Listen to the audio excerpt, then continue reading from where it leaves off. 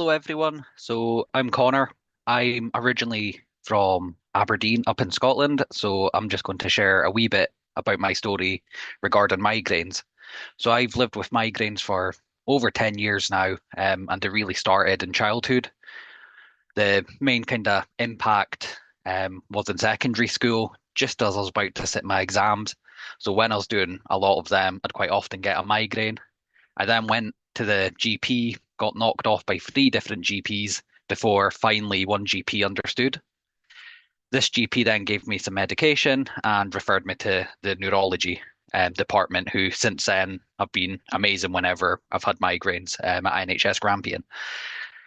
So moving on from there, I've had both good and bad experiences with employers in my life. The most negative one was working in the retail sector. And during this, I actually got disciplined when I had to take a week off work for trying new medication because they were making me really sleepy, and getting up at 4 a.m. wasn't working too well for me. But when I came back from that sick leave, I got pulled into the office, and that's when they tried to discipline me at 6:30 on a Sunday morning, which was absolutely amazing. But from this, after about 2 hours, I was luckily able to give the management knowledge about migraines and a better understanding. So in the end, I never actually got the disciplinary. And since then, it's kind of pushed me on to try and help employers understand a lot better about what you can do for migraine. On the other end, I've also had a really positive experience with another employer. I was based in an office as a multimedia designer. And from there, they straight off were really good with me. They helped me understand. They helped me help the workforce understand a lot better, I should say. They took me around the floors to talk about migraine.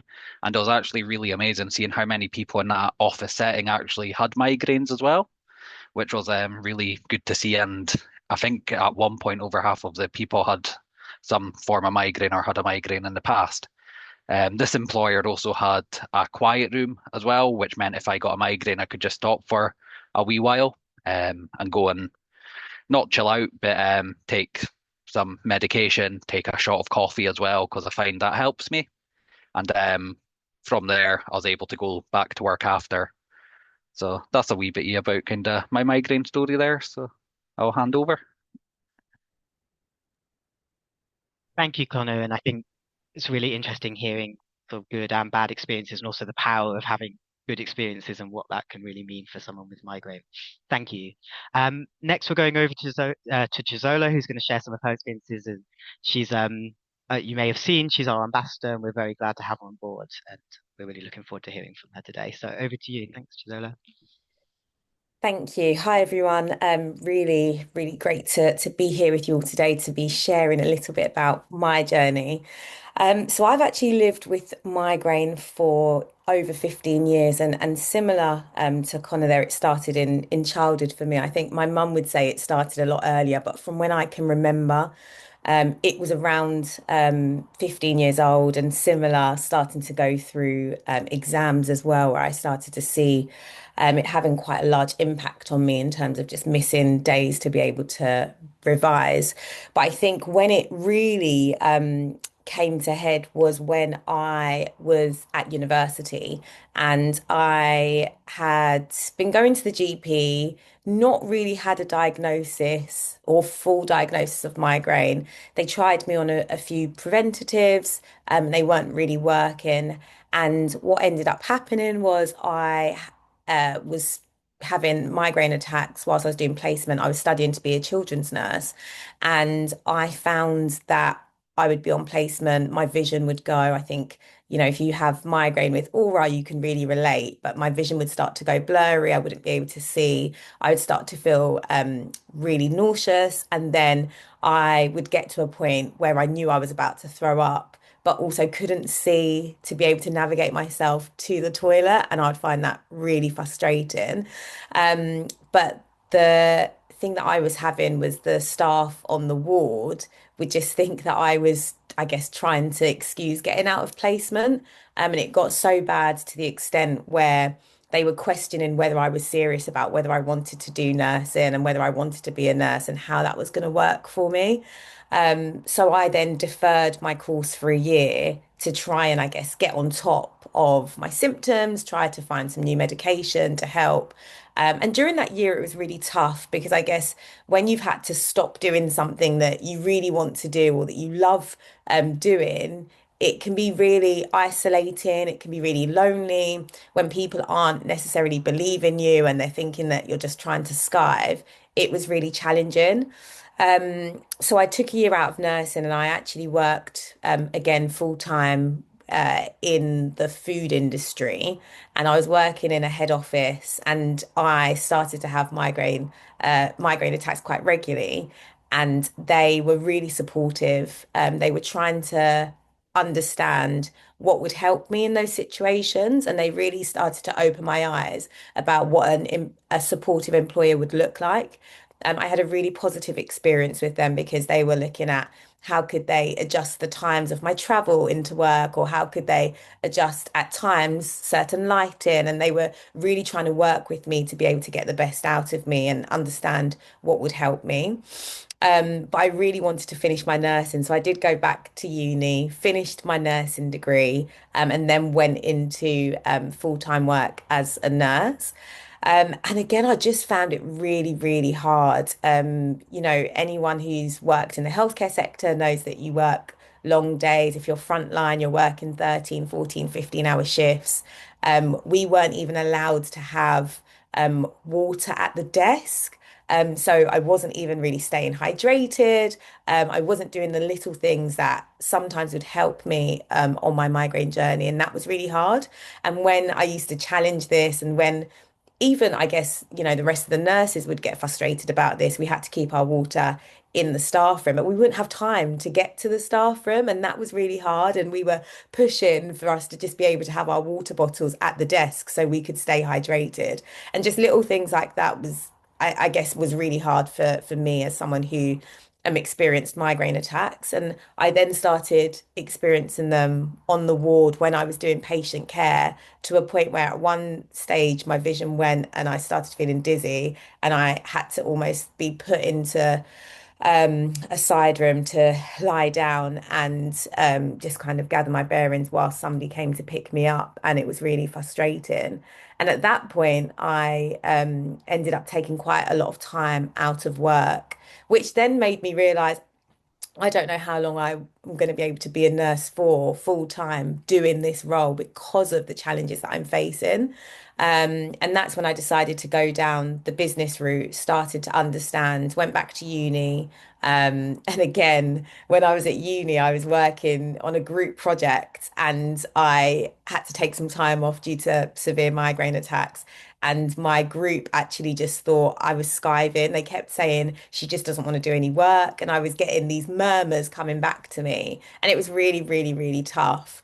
And that's when I just knew I wanted to run my own business so I could be in control of my environment, be in control of the times that I'm working, be in control of everything to do with my own work. But also, I started to recognize I met one person who was part of our team who also had migraine and was going through a similar experience. And I wanted to then be able to shed a light on this as well and share my story. And I guess after doing my MBA, I went down the business development route, started my own business. And at that point, I started to a new medication. I started on like a CGRP, and that's been really changing my life. I've been able to be in control of like my day to day as much as I can. It's a preventative that's actually worked for me as well. So it's actually been supporting my own personal journey. But I guess being my own boss has helped me and enabled me to be able to take breaks when I need to. If I need to have a lie down in the middle of the day, I can, to re-energize myself if I can feel some of the symptoms coming on. And just little adjustments that I can do, read the lighting in my house and office space, as well as just ensuring that I'm having like regular meals, because I know sometimes that can take me down a difficult road. So I guess for me personally, I've got to a stage where I'm obviously now working for myself, although I have been transitioning into a new role. But one of the things that I have started doing is having that conversation early with people to just let them know that, look, this is something. that does affect me. You know, I do have migraine, and these are things that help and starting to open, I guess, those conversations when I've had an employer to try and, I guess, help break down that stigma, and also trying to educate different people around migraine because even my family and people that were close to me until they saw me have an attack didn't realize the effect that it could have on someone. No matter how much you talk about it, sometimes it can be really difficult to explain. And it's another reason why I was really grateful to see the Migraines Trust video that came out that kind of, I guess, tried to depict what it actually feels and looks like in the workplace. So I'm going to leave it there. I think I've been talking for a little while just around my own personal journey, especially within the workplace. But what I would say is, as much as it's really challenging and really hard, especially with the debilitating condition that we have, it's so important to be able to continue to talk about it, whether it's to friends, whether it's to family, whether it's to colleagues, and starting those difficult conversations, which I know can be hard, especially with your employers. But sometimes I think you'll be surprised that they do want to be able to support and help you. In some cases, we know it's not as easy, but I do think there's a lot more people out there that do want to be able to support you and help you on your journey, and we are starting to move forward from that. So, yeah, just sending you big love if you are somebody who does live with migraine, sending you big love. I know the challenges, I know how difficult it is, I know how debilitating it is, but you aren't alone, and we are all in this together. So, thank you.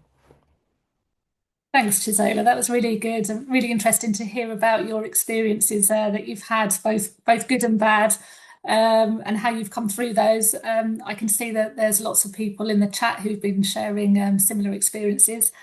Um, so thank you very much for your sharing your story with us. I want to give time for as many questions that people have submitted as possible. So we're going to move straight into our Q&A session now. We've got a fantastic group of panelists here to answer everyone's questions today that have been submitted. I'm just going to ask each of them to briefly introduce themselves before we get started with the questions. Thank you. Becky, would you like to go first? Sure. Hello. I'm Becky. I too have had chronic migraine since I was a child. Very early memories of walking around carrying a bowl with me, which was a wonderful introduction to my socialization as a youngster. For most of my adult life, I've had about 20 to 25 headache days a month. But like others, I've had amazing luck with preventative that I'm now down to 1 to 2 days per month. I am a digital product manager by trade, so I mostly work in an office and corporate environment. That's what I'd be speaking about today. I worked for the same employer for 16 years, and I started there before the introduction of the Equality Act. I worked through a lot of the early teething problems with the Equality Act with my company. I've had, like others, really good and bad situations. Sometimes just good people trying to do the best they can, and it just isn't what you need at the time. I had some great experiences though with turning some of those bad experiences into a new employee resource group to raise awareness of visible and invisible disabilities. That gave me an amazing opportunity to connect with others in my company, make sure we didn't all feel alone. That's been mentioned before, and help others not start from scratch. And I was able to work with some of our company's executive leadership and work on a DE&I council to help change structures and processes, which has been amazing. So I'll leave it there. Thanks, Becky. Oh, sorry. We'll go to Roxanne next, and then Anastasia, and then we'll launch into the questions. Thanks. Hi, everybody. My name is Roxanne Lavanchi. I'm a freelance independent consultant, facilitator, and researcher. I do lots of different things, but broadly my work focuses on advancing equity, diversity, and inclusion, which sometimes we shorten as EDI, both within workplace environments, but also more widely in society. I draw my work and my experience both professionally from obviously having evolved in a workplace for a long time, from my academic background in international relations, and my own lived experience of migraine. I have lived with migraine since I was about 12, and it became chronic when I was similarly to Chisola at university in my 20s. And that's the moment I started grappling with some of the barriers that I was facing. I didn't really think of myself as disabled up until that time, and that really encouraged me onto the path that I'm taking now with my work, which is really trying to remove some of the barriers that we face as people with migraine and people more broadly with all sorts of conditions and disability, so we can actually feel included in workplaces and can thrive. Guess it's over to me. So hi everyone, I'm Anastasia Vinikova. I am a chartered human resources professional, so that's where I started my career, but most of my work for the majority of my career has been in workplace mental health and well-being. I am in that space professionally because of lived experience. I have an anxiety disorder, and I've had the opportunity to do lots of really amazing work alongside kind of day jobs, also supporting lots of different charities in the work that they do. And now I specifically work in suicide prevention. I have unusually for an adult abdominal migraines, and it took me a couple of years to get that diagnosis because the symptoms were unusual. And I, as soon as I told anybody that I had anxiety, all of my symptoms were dismissed as being related to my mental health rather than taken seriously. So it was a tough couple of years, really kind of trying to advocate for myself, pushing healthcare professionals to take me seriously and to really look into what they needed to look into.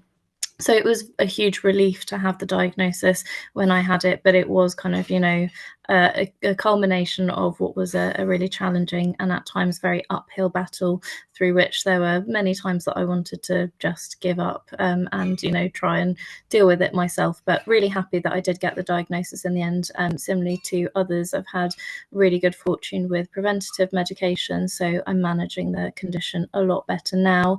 But I've seen lots of parallels in the journey that people with migraine experience in workplaces to what we see with mental health.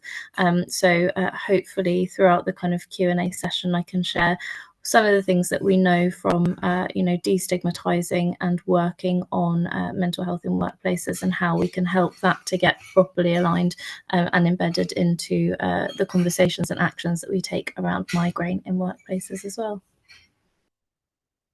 Thank you so much, everyone. I hope everyone's as excited to hear from everyone, from the panelists as I am. We've got a really good range of experiences and expertise here. So going to dive straight in. So the first question we get quite commonly on the helpline is when to disclose your migraine condition, if at all. So we've had one person said, at what point during a job application process is it appropriate to disclose my condition?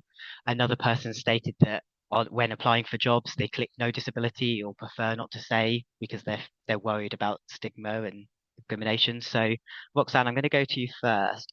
In your opinion, when is it appropriate? Do you disclose? Any advice you can offer around that? Yeah, I'll start by sharing. Sorry, this is exactly the moment someone tried to call me. I'll just start by sharing that in a classic migraine style, I'm in the post-migraine attack stage of experiencing brain fog. So I may not be as articulate as I wanted to be. It's also where my brain switches to French, which is my mother tongue. But I think it's a really interesting question. I think one that so many of us have asked ourselves, and I think that's probably also woven with a lot of fear that I think is really valid. That we might be discriminated against, which is unfortunately a reality that some of us have experienced, or that we perhaps think we have experienced without obviously being able to work out if that's the case. And I want to say, firstly, that that's not an individual issue. That's a systemic one that needs to be changed. In terms of when there's when is the right time, I would say that there's no right time, and that it should be for all of us to feel empowered, ideally, to share what we feel comfortable and when we feel comfortable to do so. And for some of us, that may be at the point of recruitment, for some of us that may be afterwards, or it might be because we, work in an amazing place where we have all of the support that we need without needing to make any requests, that we don't share it at all. We also have our own sort of personal preferences into how we want to show up to work. I think at the moment the onus is very much on employees to disclose, and I don't think that's necessarily right, because also sharing, I have migraine doesn't actually give us a lot of inf doesn't give the employer or the recruiter a lot of information actually about what is it that we need, about some of the barriers that we might face, or some of the support um that we might need. I think there's also two things within that question, because there's mentioned there around sharing disability and disclosing their their potential need for adjustment. And I think there's two elements there. One is the data for employers, and obviously data is incredibly important for employers to know who is applying for particular jobs, who maybe is being recruited, and that can be the really helpful basis for structural change, or for example, positive action to try and recruit more people into an organization.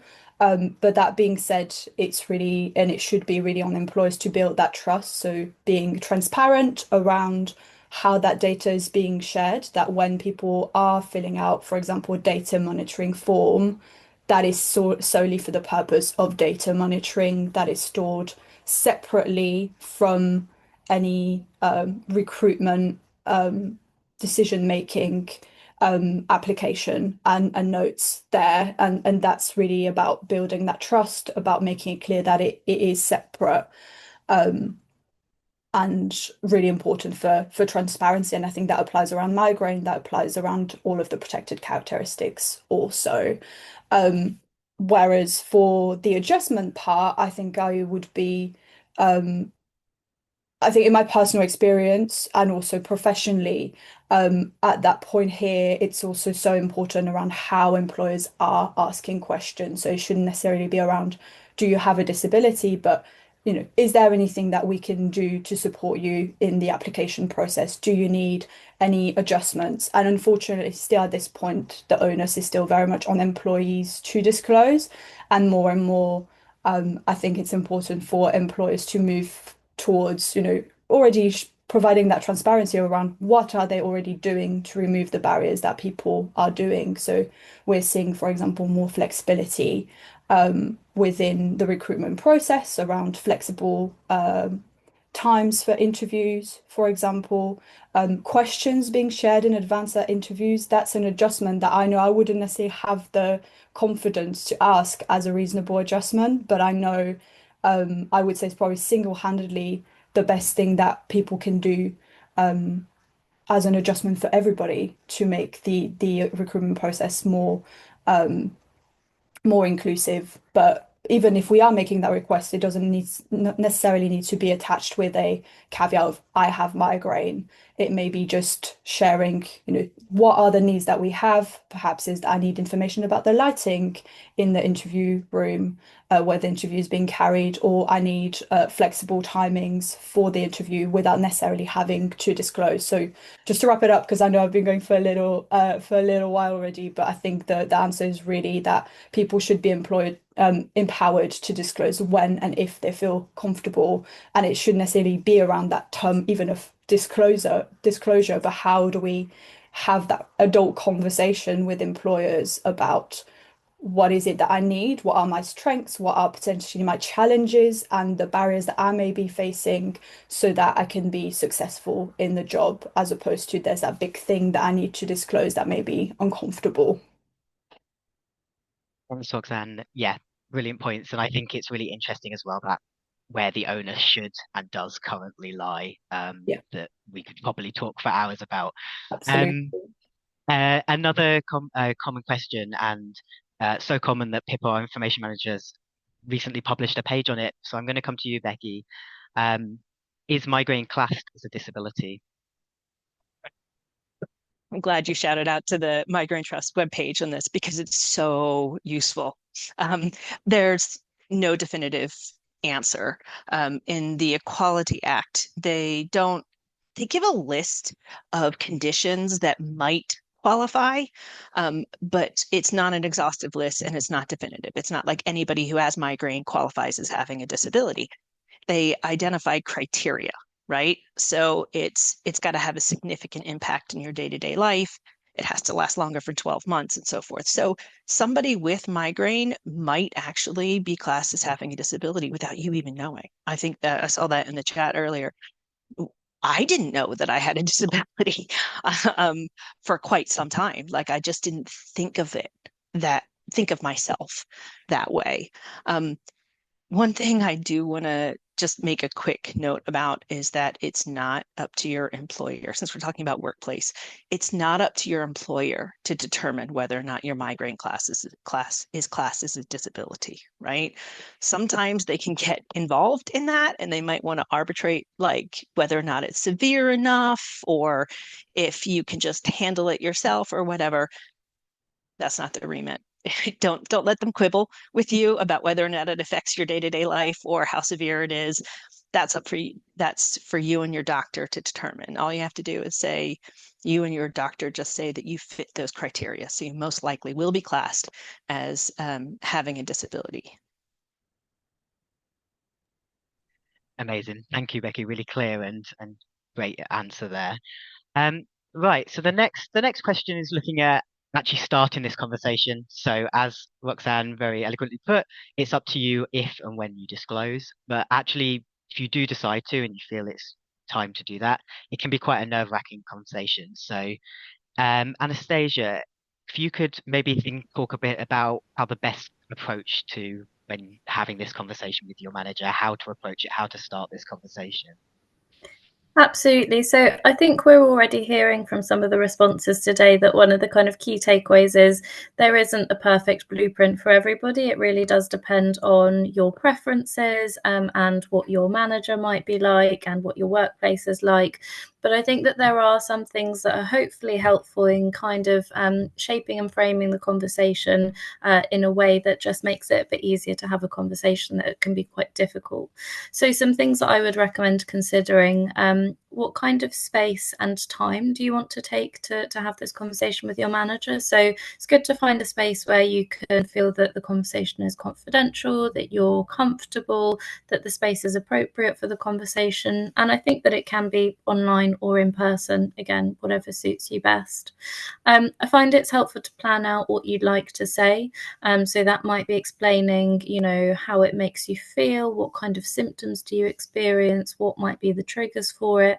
And really, really important for two-way communication, whether you're disclosing to a manager or to somebody else, is what's the purpose of the conversation that you're having? So are you sharing this information because you just want them to be aware?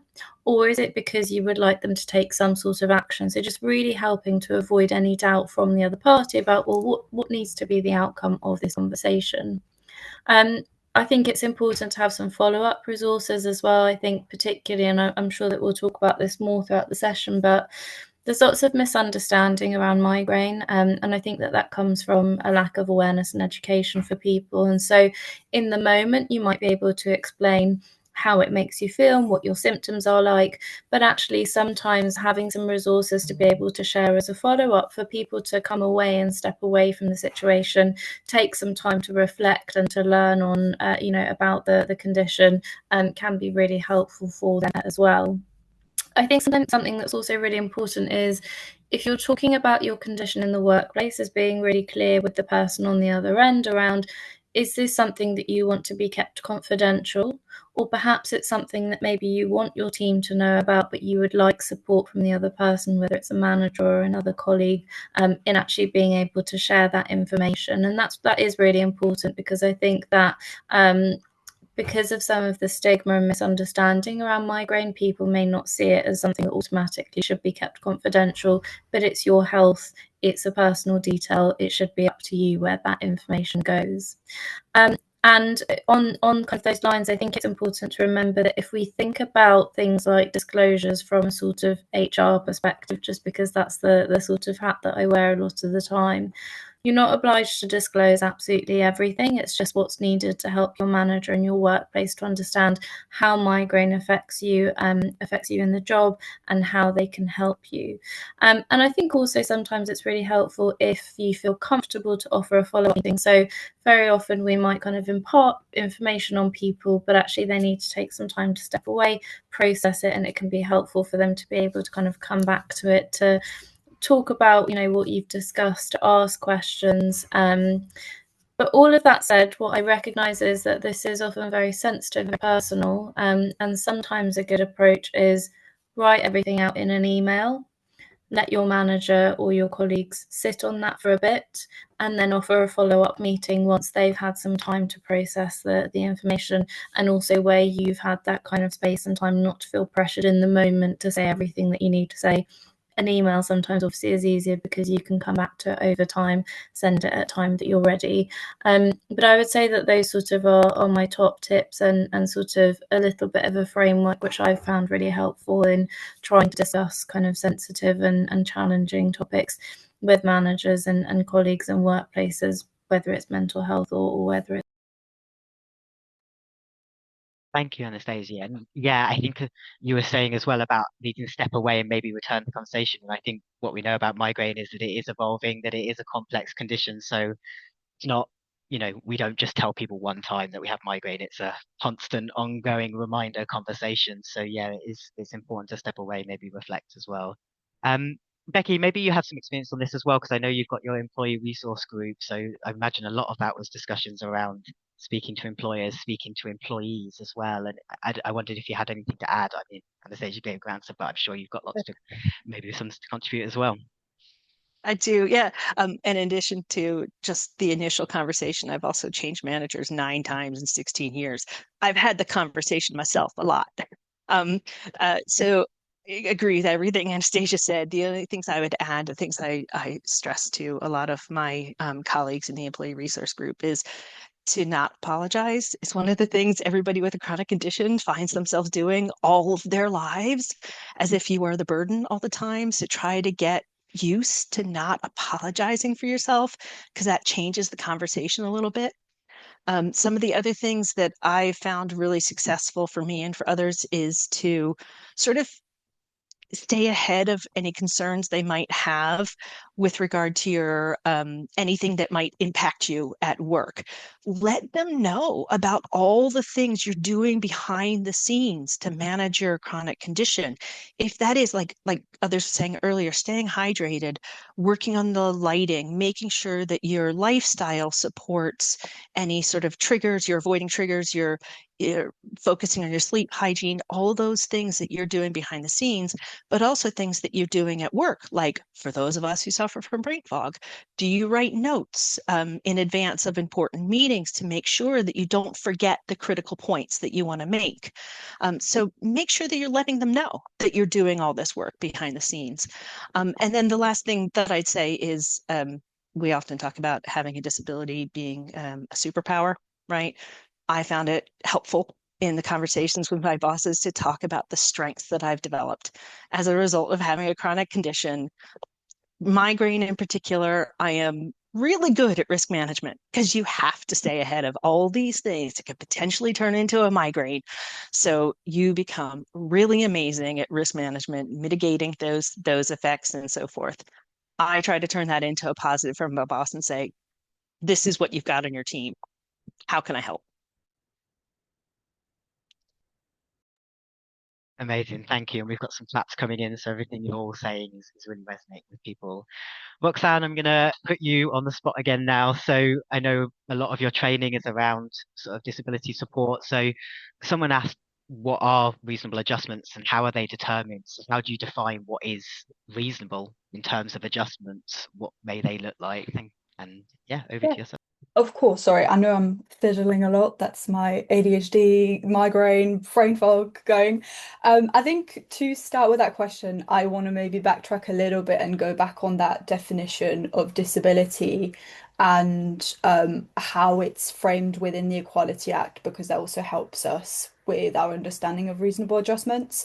I think I want to start by saying that, and I've seen comments in the chat about, people who didn't realize they had a disability, until quite later in their lives. And I think that stems from our understanding of disability as a society is very flawed, is very unclear. If we asked all of us within this chat, how do we define a disability? The answers would be very different. And that's often layered in misunderstanding, in stigma, in prejudice. Often we talk about the fact that disability is seen as a dirty word and it shouldn't be. And actually claiming that label, I know for me, the day I kind of realized, and I was reading definitions of disability and thinking about my own experience, I was like, okay, like this is incredibly debilitating. I'm facing all of these barriers all of the time, and I don't really think of myself as disabled. Why is that? All of this to say, within the Equality Act, and as Becky already said, it's unclear. There's no sort of list. Often we talked about this idea of registered disabled, for example. There's no register of disability. There are conditions that automatically class as disability under the Equality Act, but many do not. And the way the Equality defines it is a physical or mental impairment that has a substantial and long-term negative impact or effect on our ability to do normal day-to-day work. So loads of words here like normal, substantial, very vague, and as Becky said, for some migraine will absolutely apply to that. For others, it may not, but it is substantial for so many of us. Long term is understood as 12 months or plus, and that doesn't mean you need to have a migraine attack every single day. Is that the impact of that condition lasts over that long period of time? The helpful framing to think about, there's not necessarily something wrong within ourselves. Obviously, migraine sucks. I wish I didn't live with it, but actually what disables me, what makes work really challenging is the way that the workplace is organized, the way that society is organized, and it puts those barriers in place for me. So within that and within the Equality Act, there is a duty that employers have to make, which is to make reasonable adjustments. I've lost my train of thoughts here. Reasonable adjustments, really, the main point here is that it's not about making special treatment, it's about equity.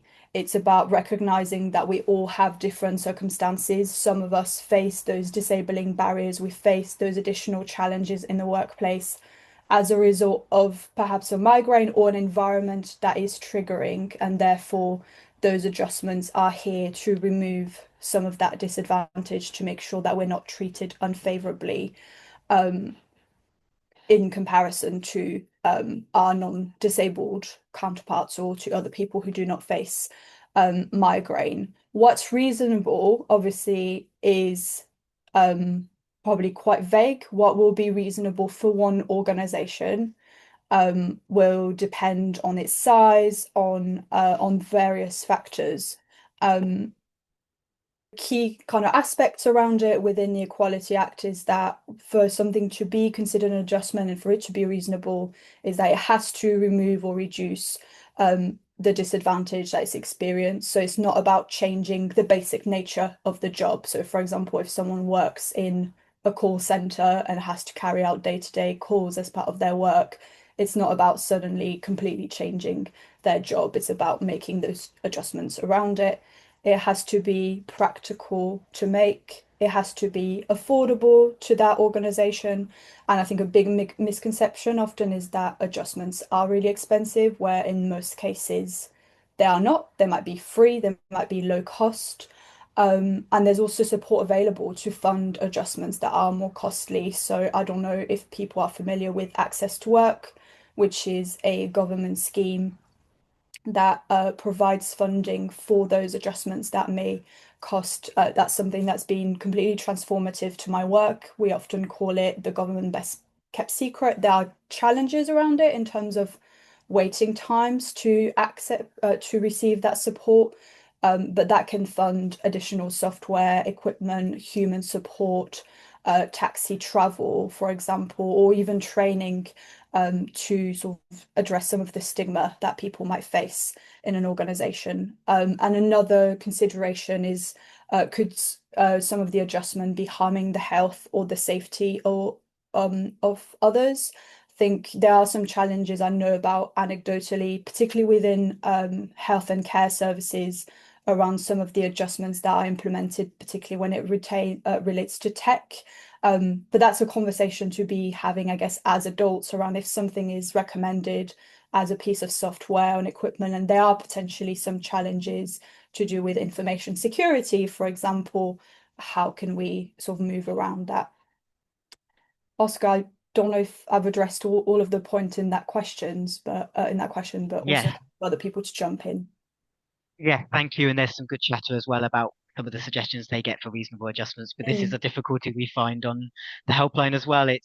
Everyone has individual triggers, different workplaces, different needs. So it is very hard to say this is a succinct list of what reasonable adjustments will look like for people with migraine. But yes, that was very clear.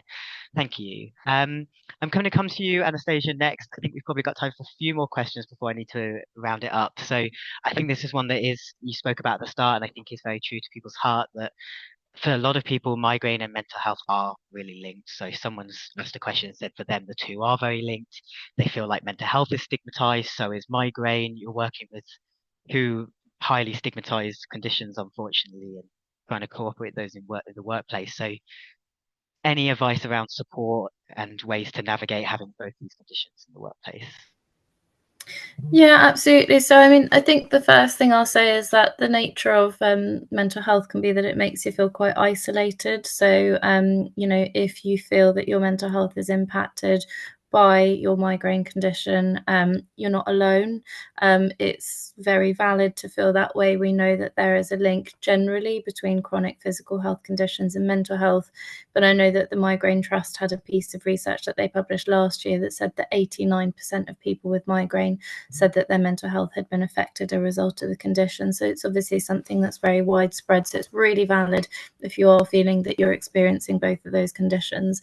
And I know that, it can feel like a compounded stigma where you're dealing with one condition which is stigmatized, then you're dealing with another that's stigmatized, which is incredibly challenging, and it makes it quite daunting to kind of talk about the two.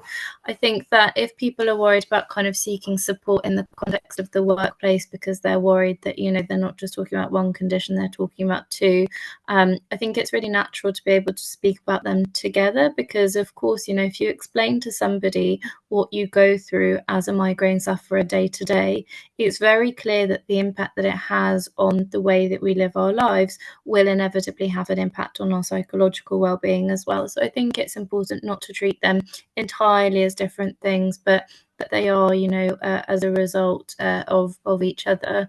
I also think what I found in the mental health space is that it's almost a little bit easier because what we know is that mental health conditions are quite common. So the statistics that we think are sort of an accurate representation of the instance of mental health conditions is that 1 in 4 people all over the world, that's what the World Health Organization suggests, suffer from mental health challenges. So what I found is, although mental health does feel stigmatized and that there is a lot of sort of complex feeling attached to being able to talk about it, very often you can be pleasantly surprised by people when you talk about mental health because actually with those statistics of 1 in 4, either that person themselves is likely to have been directly impacted or odds are they definitely know somebody that has been. And so I think that, don't always assume the worst of people. I know I can see from the chat that people have had some really, really difficult experiences, particularly in the context of the workplace. But, I'd still would encourage optimism, particularly if your kind of concerns stem specifically from talking about mental health and migraine. I think that there's some good resources online which talk about sort of the scientific links and sort of research that tells us that we know that there's a link between mental health and migraine. And so in the context of trying to explain it to people, I always find that it's quite helpful to be able to say, well, this is what I've experienced, but here's where you can read a little bit more about it. So I mentioned the research from the Migraine Trust last year, organizations like the American Migraine Foundation, Mayo Clinic, even academic journals, they have some really, really brilliant resources talking about the link between the two. So, you know, if you are trying to talk to somebody about it, speaking about your own experiences, but then being able to share what some of the science and the research tells us can sometimes be helpful.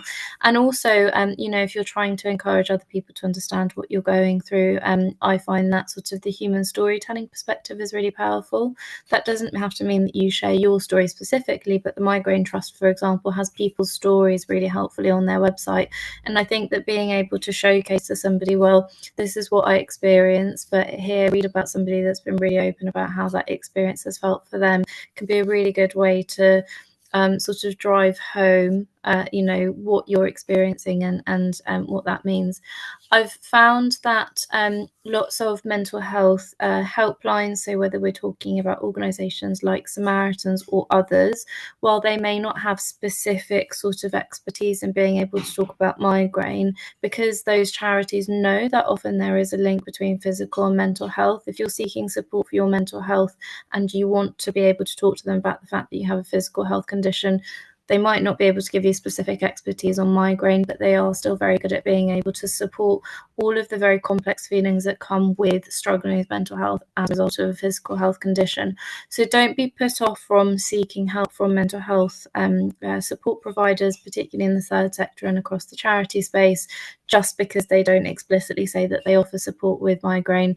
If they're operating in the mental health space, they certainly know that there is a link between the two, and they will try and support you as best as possible. So it's valid what you're feeling. There is support out there, even if it's not specifically labelled as being to do with migraine and mental health specifically. And I think that if you're trying to have conversations with people in your lives about it, that combination of the storytelling and the science, and both of those we're very fortunate are out there already, can be really helpful in helping them to kind of really contextualize what it is that you're trying to share. Thank you so much, Anastasia. That was a really powerful answer. I feel validated. Hopefully, a few other people do as well. We've got 5 more minutes, so we've got one more question. And Becky, I'm afraid you're going to be closing the show for us before I hand back to Pippa. So we've obviously talked about reasonable adjustments, how to disclose, how to have those conversations. And as Anastasia pointed out, some people are sharing some unfortunate, some bad situations they've had, unfortunately. So the last question is what someone can do if they're possibly facing discrimination, if they have had a bad experience in the workplace. Where can they turn? What can they do if they are facing discrimination because of their migraine condition? So a lot of this advice is based on reading the room, right? So it'll depend on where the discrimination is coming from, your manager, your colleagues, HR. You know, it could be coming from a number of different places. Sort of just following Anastasia's comments about sharing the human experience, one of the things I'd say if you are experiencing discrimination is to feel your feelings, but when you're going to pursue it, try to take the emotions out of it. Try not to make it just about your emotional experience.